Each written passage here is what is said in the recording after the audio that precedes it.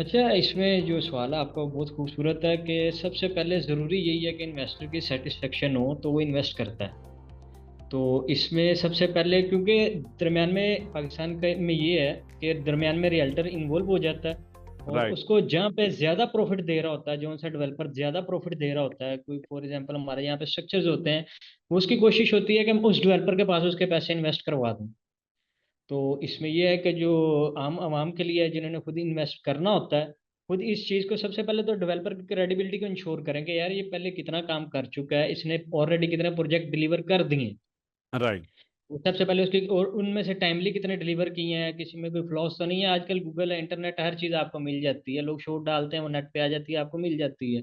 Right. आपने अगर कहीं पे 1 करोड़ 2 करोड़ लगाना तो मेरा नहीं ख्याल कि आपकी जिंदगी के 5 मिनट ज़ाया होंगे अगर आप गूगल पे उसको चेक कर लें, उसकी क्रेडिबिलिटी देख लें आप। राइट। उसके बाद कुछ डेवलपर होते हैं जो अच्छे तो होते हैं लेकिन नए होते हैं।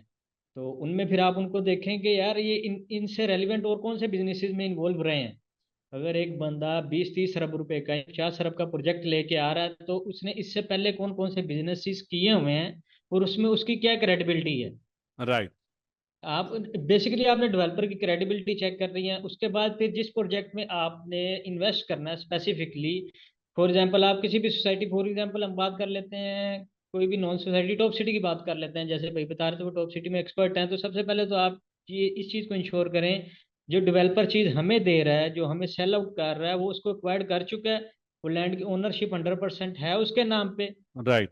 सबसे पहले तो इस चीज को चेक करना ना कि लैंड उनके नाम पे है। आप लैंड, अब तो ऑनलाइन, पंजाब में तो ऑनलाइन वो जो लैंड अथॉरिटी ऑनलाइन हो गया, वो आप ऑनलाइन चेक कर लें। नहीं तो आपके जगह जगह पे वो अगर देसी तरीके है तो पटवार खाने बने हुए हैं, आप जाएं वहां पे, आप उनको थोड़ी सी फीस दें, आप पता कर सकते हैं कि सर ये लैंड उनके नाम पे है कि नहीं है। राइट। उसके बाद सेकंड थिंग जो आ जाती है कि कुछ डेवलपर जेन्युइनली काम करना चाह रहे होते हैं लेकिन बाद में उनके लिए अप्रूवल्स का मसला हो जाता है। राइट। इदारे उनसे रिश्वत मांग रहे होते हैं, चीजें कर रहे होते हैं, वो उस तरह वो कर नहीं रहे होते, फिर उनको चीजों को वहां पे जाके वो रह जाते हैं। राइट। तो इस चीज को पहले इंश्योर किया जाए कि जिस डेवलपर जिस प्रोजेक्ट में आप इन्वेस्ट कर रहे हैं, जहाँ पे आपके पैसे लग रहे हैं, उसकी सारी अप्रूवल्स क्लियर हैं।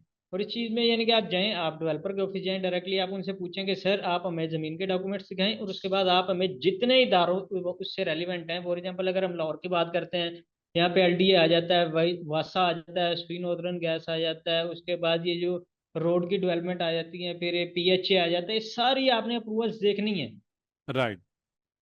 और आपने फॉर एग्जाम्पल इस लालच में नहीं पड़ना कि यार अभी इनिशियल प्रोजेक्ट है, अभी स्टार्ट है, तो मैं अभी यानी कि बाय कर लेता हूँ।